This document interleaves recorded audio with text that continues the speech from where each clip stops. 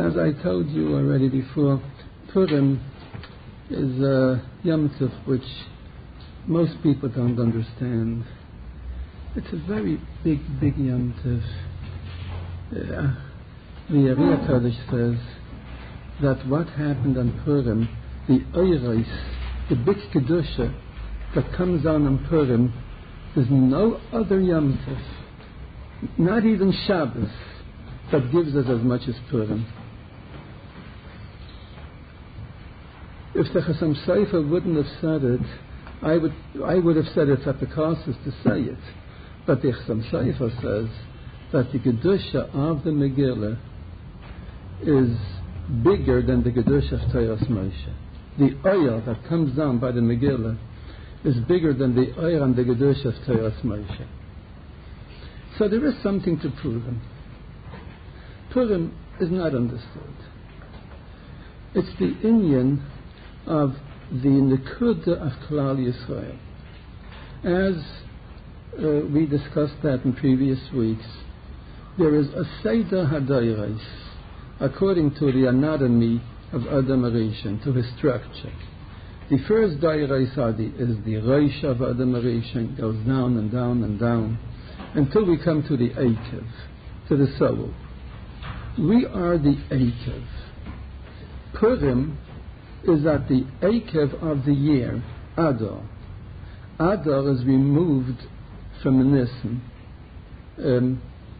at the most extreme extremity, 12 months away from Nisan. Nisan is the Reishis. Achodesh ez alechem Reish Chadashim. Adar is the Acharis.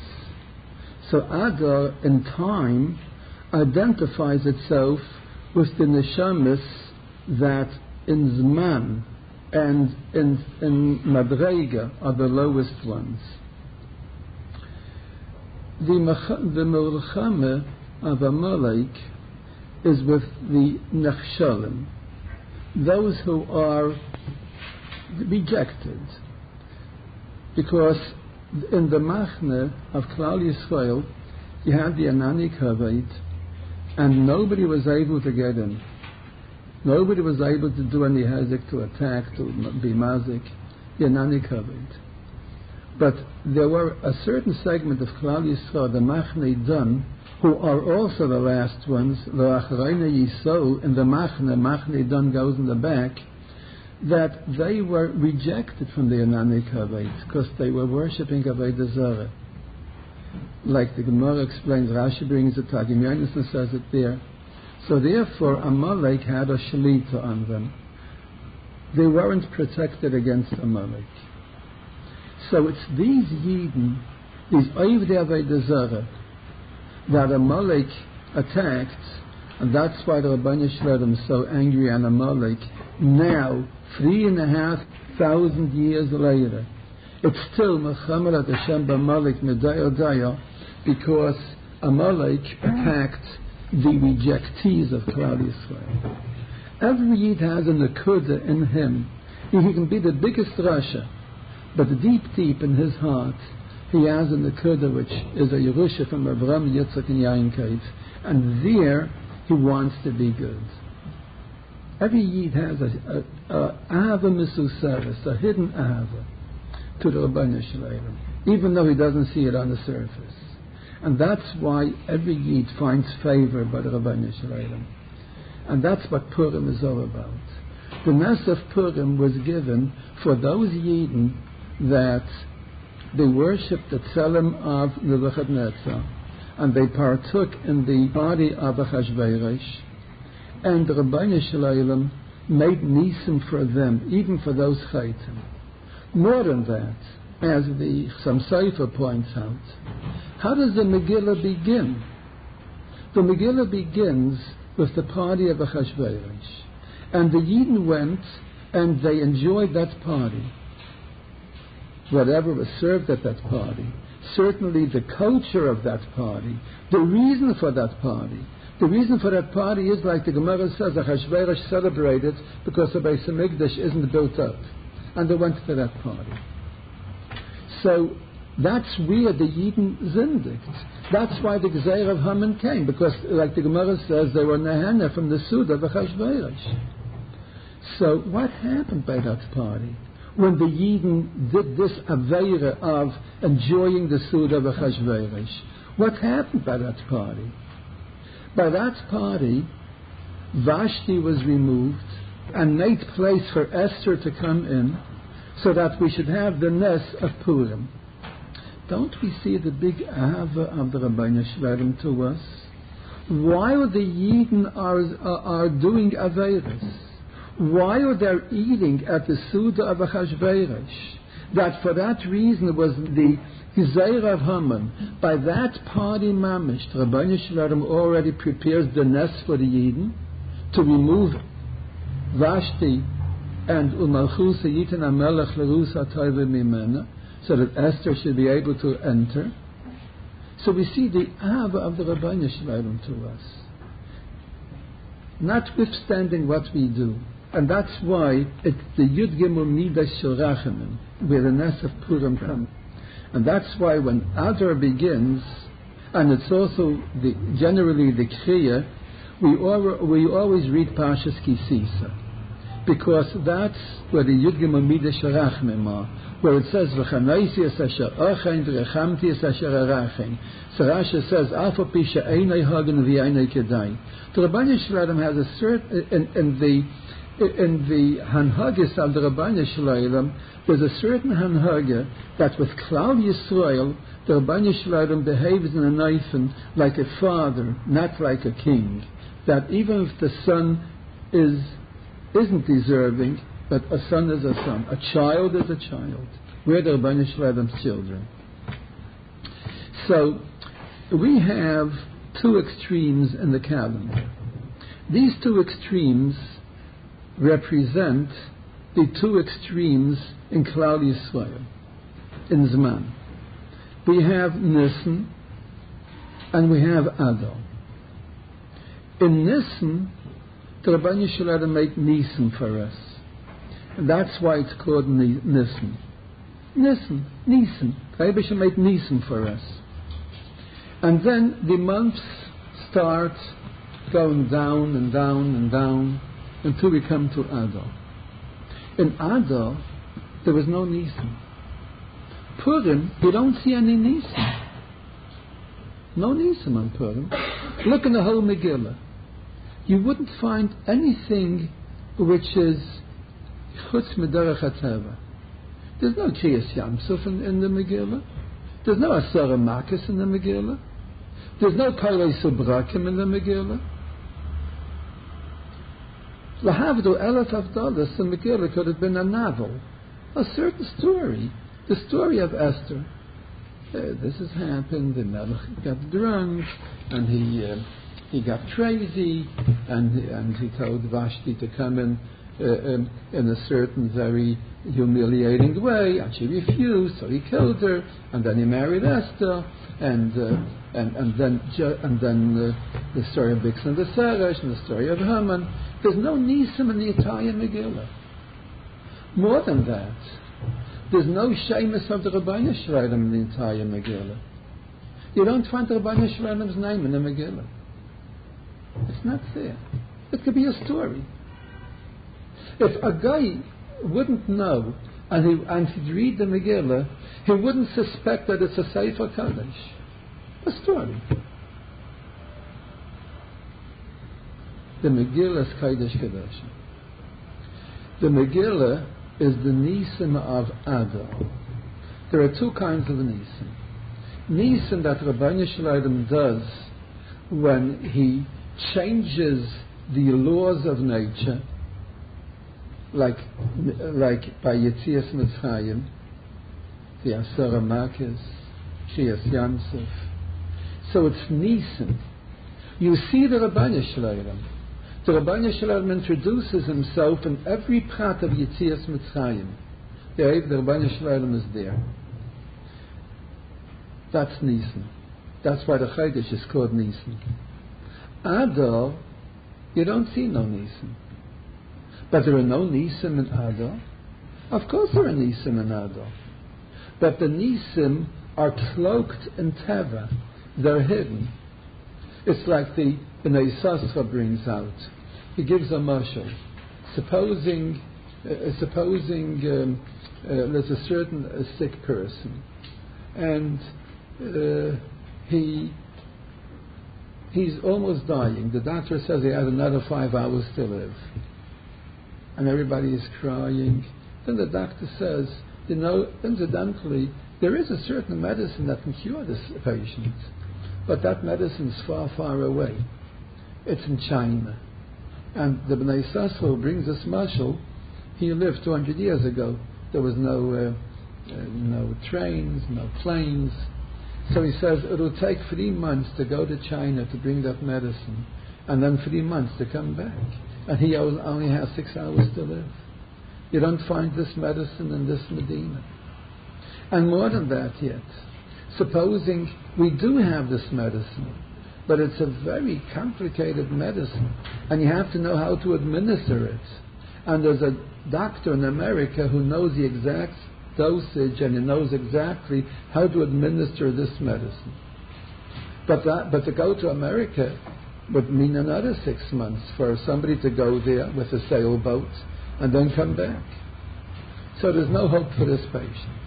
So as the doctor was talking, they knock on the door, and a messenger comes in and says that the doctor arrived from China. 2 minutes later, there's a knock on the door. The medicine arrived from America. There's no Nisan.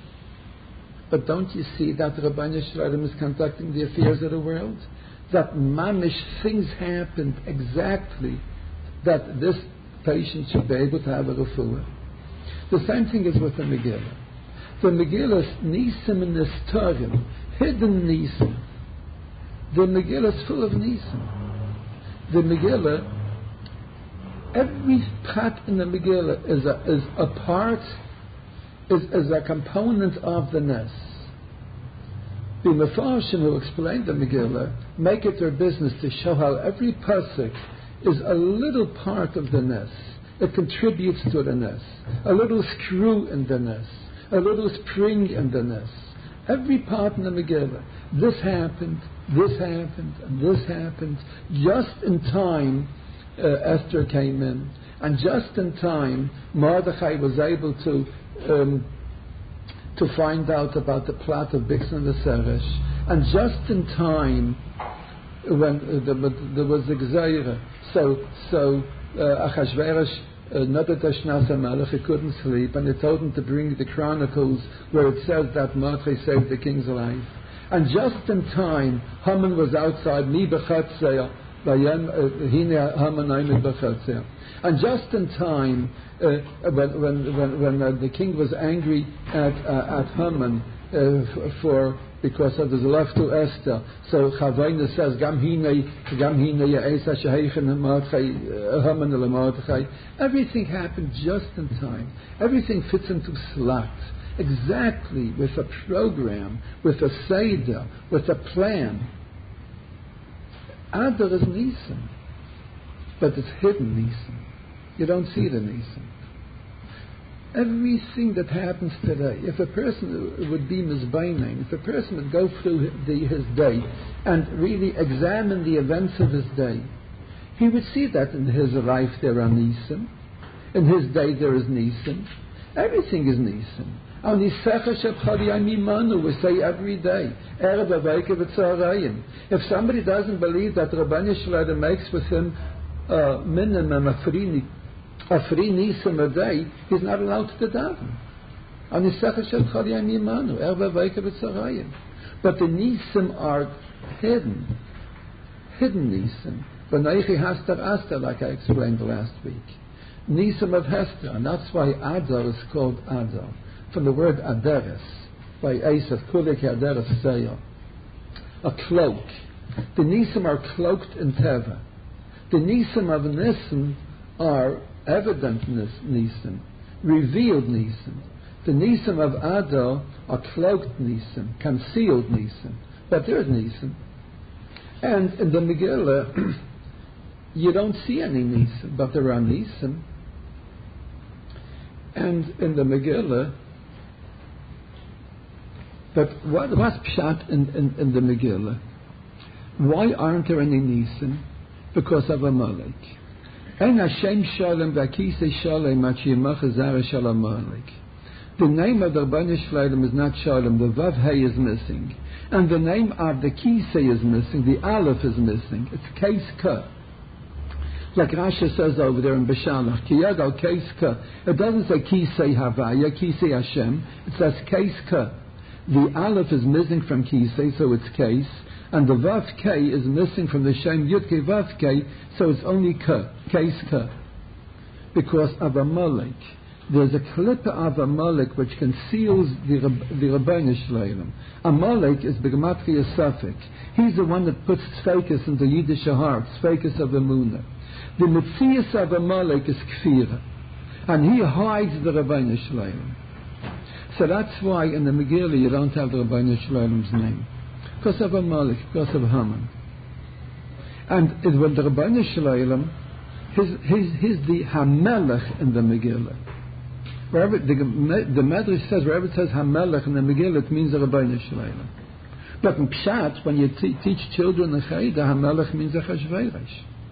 It means that the Rabbeinu Shleilim controls a Chashverosh. He's a puppet. He's a marionette. You know, like you have those tin soldiers and somebody on the ceiling pulls strings, and very thin strings that are invisible, and the soldiers are running and dancing around, and everybody laughs. But it's controlled from above. Achashverosh doesn't do what he wants. The Rabbeinu Shleilim controls him. Clinton doesn't do what he wants. Barak doesn't do what he wants. Iran doesn't do what its leaders want. No, everything is controlled by the Rabbeinu Shleilim. Because of Keis Ka, it's hidden. It isn't Hashem Shalom v'kisei Shalom. So that's why it has to say Hamelech. It doesn't say the Rabbeinu Shleilim's name. Hamelech is B'gematria Keis Ka, 95, right? Hamelech, 95, like Keis Ka. And it's all because of Haman, Amalek. That's why Haman is also B'gematria 95, Keis Ka. But when it's going to be Machi Emcha Zeicher Amalek, Machi Emcha is B'gematria Kisei Havaya. Then the Rabbeinu Shleilim will appear with all his kavod, with all his glory, with all his Hoydei v'Hadorei. And that's going to be when Mashiach will come. But while Amalek is there, it can't happen. Everything has to be concealed. In the Megillah, you don't have the Rabbeinu Shleilim's name. You do have the Rabbeinu Shleilim's name, but you have to look for it. From the Riyah Kaddish, it says, it gives you a Mara Mekaimis around 13 or 14 times in the Megillah. You have the Rabbeinu Shleilim's name there. But it's between the crevices. Majdiach menachaloinais meitzitz menacharaki. Like whenever there's a turning point in the Megillah, you have the Rabbeinu Shleilim's name there. I'll give you a mashal, a very striking mashal. Sometimes if you're in a Hasidic shul and the Baal Torah understands a little and knows a little of the inyanim that the Ari says, so he'll sometimes say a few words in one breath and he'll go out of the truck. Like for instance, he'll say, Yaveh HaMelech v'Haman Hayayim. Yeah, according to the truck you say, Yaveh HaMelech v'Haman Hayayim. Because Yaveh HaMelech v'Haman Hayayim is Rashi Taivas Yud Kei Vav Kei. Because this is a turning point in the Megillah. V'chol ze anenu shayvali. Also the Chazan will say fast. Chol ze anenu shayvali. Ze anenu shayvali. The Sefer Tavis is a Shem Havaya backwards. Why Yaveh HaMelech v'Haman Hayayim is in Rashi Tavis straight, and why Chol ze anenu shayvali is in Sefer Tavis and backwards, requires a little time, and I don't have the time to explain it now. But many times in the Megillah you do have the Rabbeinu Shleilim's name. You have to look for him. That's what the Megillah is about. The Megillah has Nisim. Don't say that the Megillah is some story.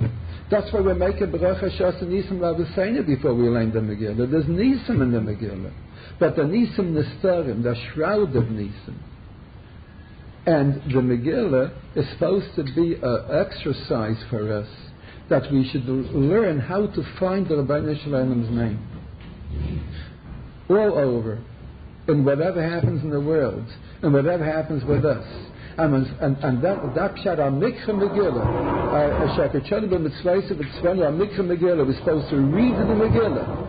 And if we read the Megillah and we know how to read the Megillah, and we look for the Nisim in the Megillah, we're going to find the Nisim. And then we can make a bracha shas Nisim v'aviseinu.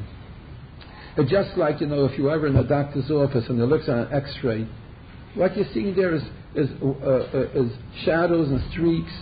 You got to know how to read it. A doctor is taught and trained how to read the X-ray. Then he knows what's going on. We don't see what's going on here. Everything in the world is the Rabbi Shalom appearing in the world and controlling and the affairs of the world according to his plan. But it's concealed. It's Hanaychi Asta, we don't see it. The Megillah teaches you to look for the Rabbi Shalom. Look for his name between the cracks and you're going to find him. And